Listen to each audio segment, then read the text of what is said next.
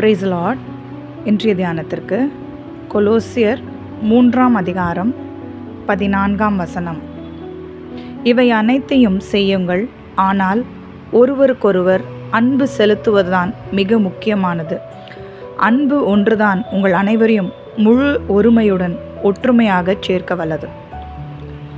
இது வசனத்தை குறித்து தியானிக்கும் போது அன்பு ஒன்றுதான், அந்த அன்பின் கட்டு தான் எல்லாரையும் ஒரு மனதின் ஆவிக்குள்ளாக கொண்டு வர முடியும்.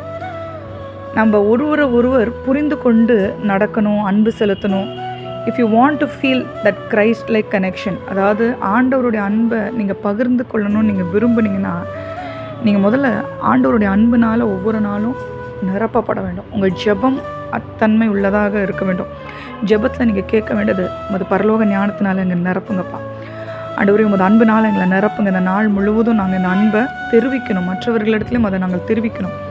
We should show Christ. ஆண்டவரே, உங்களை நாங்கள் வெளிப்படுத்தணும். இப்படி நம்ம ஜெபிக்கும் போது ஆண்டவர் நம்ம மாம்ச கிரியைகளை தடுத்து நம்மளை ஆவியின் செயல்பாட்டுக்குள்ளாக, ஆவியானவரோட கட்டுப்பாட்டுக்குள்ளாக நம்மளை கொண்டு வருவார். ஆங்கிலத்தில் கொலோசியர் 3:13 நம்ம வாசிக்கும் போது அது என்ன சொல்லுதுன்னா, make allowance for others faults. அதாவது மற்றவங்க கோவப்படுறாங்க, பொய் சொல்கிறாங்க, நிறைய தீமையான காரியங்களை செய்கிறாங்க. அது நிமித்தம் பார்த்திங்கன்னா, இன்றைக்கி ரட்சிக்கப்பட்டு நம்ம கர்த்தருக்குள்ளே இதெல்லாம் நம்ம விட்டுருந்தோன்னா, ஆனால் அதை செய்யும் போது அவங்கள நம்ம மன்னிக்க வேண்டும்.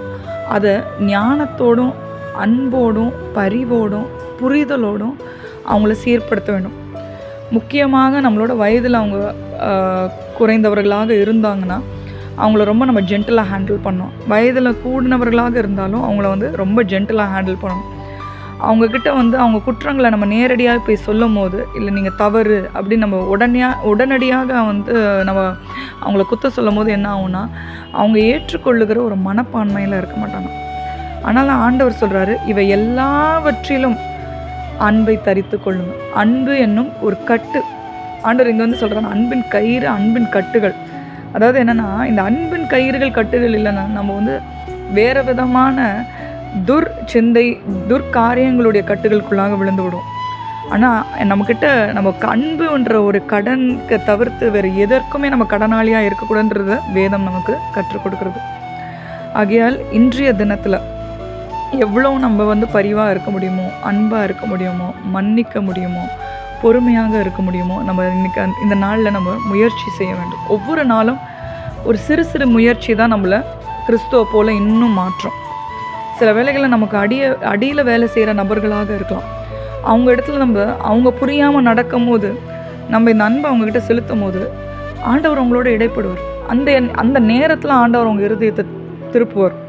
இது ஒரு சுவிசேஷத்தை சொல்வதை காட்டிலும் இவ்வாறு நம்ம நடந்து கொள்வது கிறிஸ்துவுக்குள்ளே அவங்கள வழி நடத்தும். It is more powerful than a word spoken and it's a powerful form of evangelisation. அதனால் பார்த்திங்கன்னா, இந்த நாளில் கூட நம்ம ஆண்டவர் இடத்துல நம்மளை அர்ப்பணிப்போம், ஜெபிப்போம், கேட்போம். ஆண்டவரே, எங்களை முழுமையாக மாற்றுங்க. இன்னும் ஜென்டலாக, இன்னும் கம்பேஷனட்டாக, இன்னும் எவ்வளோ கைண்டாக எங்களால் இருக்க முடியும். ஆண்டவரே, எங்களுக்கு இன்னும் போதுங்க. எங்களுடைய சுயத்தின் நிமித்தம் எங்களால் செய்ய முடியாதுப்பா.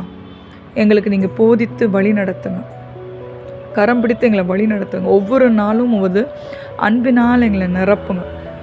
அந்த அன்பை, கிறிஸ்துவின் அன்பை நாங்கள் வெளியே காண்பிக்க எங்களை பாத்திரமாக உபயோகிங்க. இயேசுவின் நாமத்தில் நாங்கள் ஜெபித்து ஜெயங்களை எடுக்கிறோம். எங்கள் ஜெபம் கேளும் நல்ல பிதாவே. ஆமென்.